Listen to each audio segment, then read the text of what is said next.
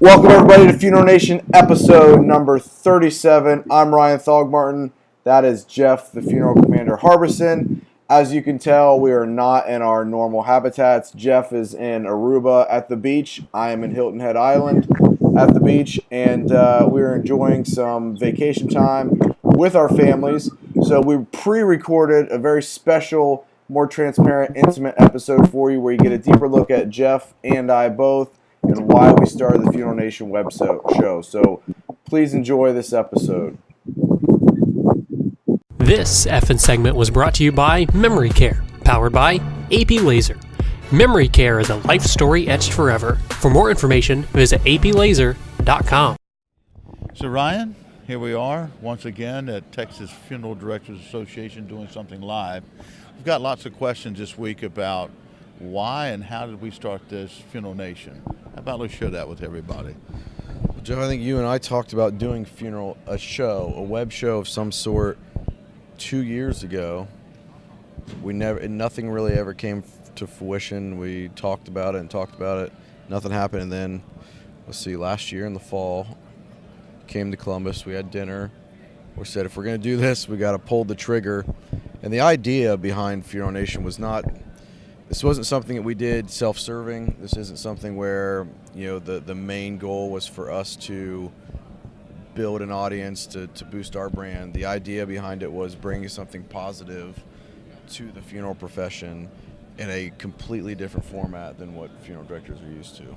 That's true. And, to even further that is we looked at the mediums, we looked at the audience, and what I've been most surprised with so far is who the audience is. For instance, the fellow yesterday is getting his 50-year pin. He's been in the business 50 years, and he religiously watches our show. I think from a content perspective that we also wanted to do something that was fresh in a different format that had not been done before. And so I think not only the news is relatively up-to-date in news, however, we've got great guests that come on. Well, and we have great guests, we have great content, and we're edgy. And I think that's what pushes us completely on the opposite scale of anybody else that has done anything in the funeral profession when it comes to delivering news. And, this is far more edgy than even what Connecting Directors is. Right. And when you say edgy, there's lots of definitions for us in edgy. That's right. Having a cigar and a drink live is considered edgy. But I think even the people that we've had on in some of our subject matter, I'm not going to say it's controversial, but it's provocative. That people sometimes want to talk about it but won't say it. We've had some folks on that seemed like that they would be controversial, but on the other hand, I think they explain their position to what they do well. Very true, very true. And we've done a great job, I think, of bringing on a diverse group of people that we've interviewed, different perspectives on the industry, all the way from funeral directors that are just doing innovative things to big organizations that are launching new product. We've had about, in 36, this would be episode 36 or 37, we've had about 10 different new product or partnership launches that have happened on Funeral Nation, and it's really becoming a driver of what's relevant and what's new. And through that, you and I have even developed some different personas in the funeral profession, right? Yeah, well, I think yours is probably more prolific. Everybody knows that the funeral commander's kind of sometimes an old cranky, recalcitrant, dry guy, right? So I'm always kind of pushing the edge, but you get pointed out as a stoner. I think what was the other? Oh yeah, you were a drug dealer. I was a drug dealer. You were a mob boss. I'm a mob boss. Mob bosses don't wear pink pants. It's just I don't think so, but true. Maybe they do. But it really is funny because the good part is that when we come to conventions or we go to places like this, we have fans everywhere, from young folks to old folks to corporate to family. But they're also coming up saying, you know what, I love your show. Yeah. And they remember something specific, and they say, we really appreciate what you guys are bringing to the industry. Yeah.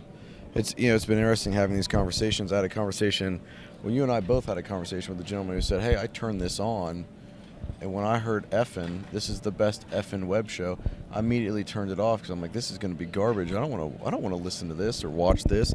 And it's amazing how we continually pop up in somebody's newsfeed on Facebook, and as they start to watch more, they're like, you know what, I prejudged and I missed the boat on some of these episodes. And the gentleman we talked to last 2 nights ago that had every single episode saved and downloaded on his mobile device and would watch them over and over and actually apply some of the things we were talking about, work with some of the companies we interviewed right inside his funeral home because of just digesting that information and finding value in it.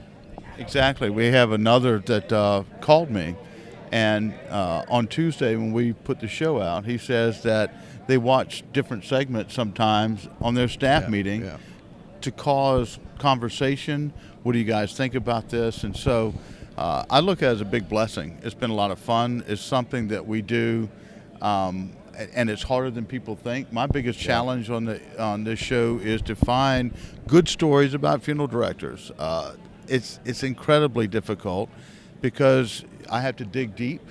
So that's one thing I want to ask you guys out there. Please, great stories, good stuff. We had Zach Carnley, who had the Better Than Sex cake. What do you do different? What are you doing to help folks in your community shining a positive light on our profession? And yeah, Jeff Friedman, it's a profession. I got you loud and clear, my friend. You can't predict the future, however, you can protect your business and the families you're serving. Funeral DNA ID kits that collect and preserve DNA during the cremation and burial process. Swap, spot, seal, legacy preserve. For more information, please visit funeraldnaid.com. Jeff, let me ask you this. This is something we don't talk about a lot, but let's talk about our roles a little bit on the show. A lot of people don't know that, you pretty much are the producer. You're the one that writes the script and does all that, puts the segments together. So, let's talk about our responsibilities a little bit. Well, first and foremost, I'm the good-looking guy on the show. Everybody has to do that, right? And so I represent the folks from the AARP crowd. I'm a big deal in nursing homes, so that's, I'm like the Ron Burgundy, of our team. That's right. Everybody's got to do that. That's right. But no, I'm just kidding aside. My job is to find guests to create the content with the funeral directors, the spotlight there, and also to look for those crazy stories. That's right. That's one thing that you guys do help us with, is sending us What the Funerals all the time. Right. And WTF. I write out the script. I work with the folks with questions before they come in to make sure that they're comfortable with it. And then I turn it over to you after we get it put together, and you do the hard work, the technical part. Yeah, I handle all the back end, the recordings.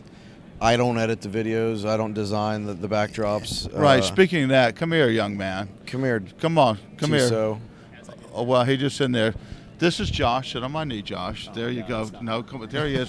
No, don't bend over in front of me like that. That's even worse. Just all right. Go back behind the camera. That's why he's there. That's why he's we're behind here. the camera. Right. That's right. That's right. So anyway, Josh does a great job with us. Yeah.